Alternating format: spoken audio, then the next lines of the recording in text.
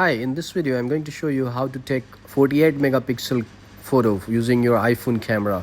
You need to go to the settings and then go to camera option under settings.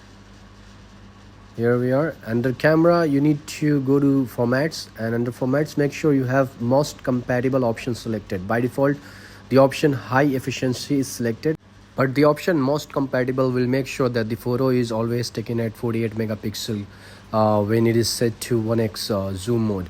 Now go to photo mode and make sure 24 megapixel is selected. By default 12 megapixel is selected. Finally, enable the resolution control option here. This will allow you to switch the resolution or control the resolution while taking the photo.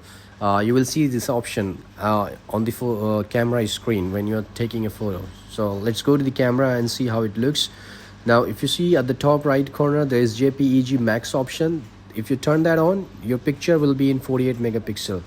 If you turn it off, the picture would be at 24 megapixel or 12 megapixel depending on the zoom that you have selected.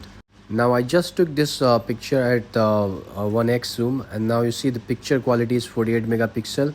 So that's how you take the 48 megapixel photo from your iPhone 15. I hope you like this video. Please like, subscribe and share.